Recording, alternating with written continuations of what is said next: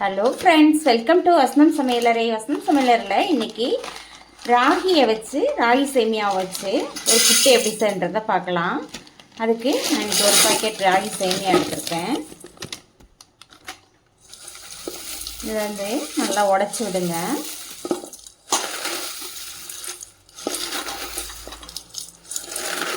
எப்போவுமே உப்புமா அதே மாதிரி செஞ்சு சாப்பிட்றதுக்கு பதிலாக இந்த மாதிரி புட்டு ஆவியில் வேக வச்சு எடுத்து சாப்பிடுங்க.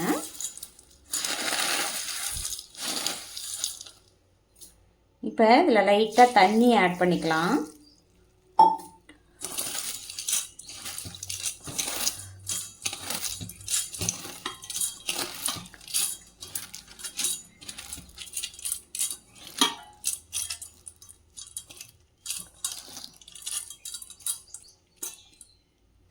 இந்த மாதிரி தண்ணி தெளித்து இது போல் வச்சுக்கோங்க.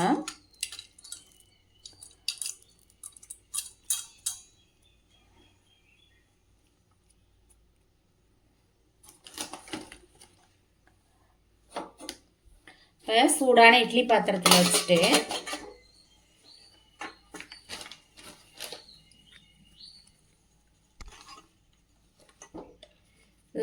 இது ஒரு புல துணியை போட்டுக்கோங்க.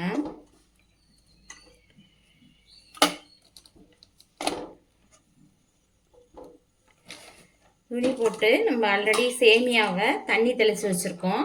அதை வந்து இதை அப்படியே ஃபுல்லாக இது பண்ணிக்கோங்க.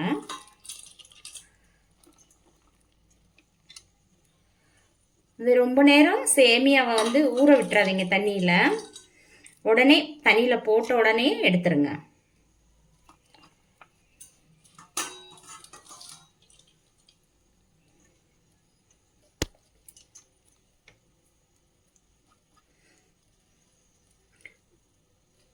இது போல் நல்லா பரப்பி விட்டுட்டு மூடியை போட்டு மூடி வச்சிடலாம். இப்போ நல்லா இந்த மூடியை போட்டு ஒரு 5 மினிட்ஸ் அப்படியே குக் பண்ணிடலாம்.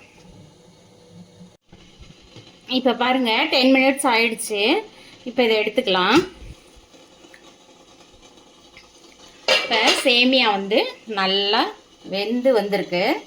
இப்போ இதை எடுத்துக்கலாம், பாத்திரத்துக்கு மாற்றிக்கலாம்.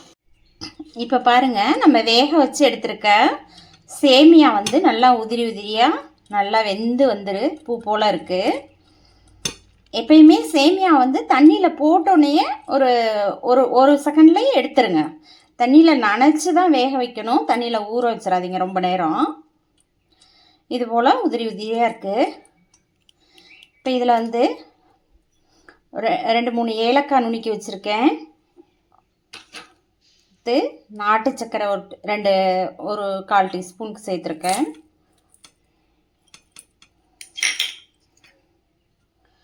அடுத்தது தேங்காய் துருவலை கொடுத்து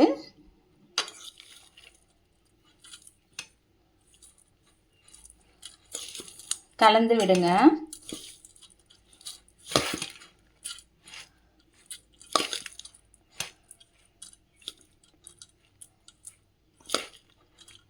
இது போல் நல்லா ஒன்று போல் கலந்து விட்டுருங்க.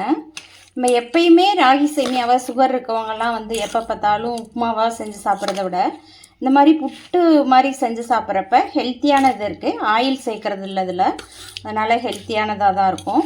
தேங்காயும் நம்ம ரொம்ப ஹெல்த்தானது ஃபுட்டு. இதை நல்லா மிக்ஸ் பண்ணிவிட்டு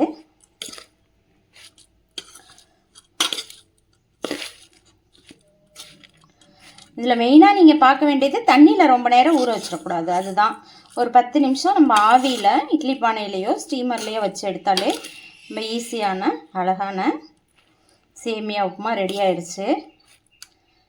இதை செஞ்சு பாருங்கள். செஞ்சு பார்த்துட்டு வசனம் சமையலறையை சப்ஸ்கிரைப் பண்ணுங்கள், ஷேர் பண்ணுங்கள், லைக் பண்ணுங்கள். தேங்க்யூ.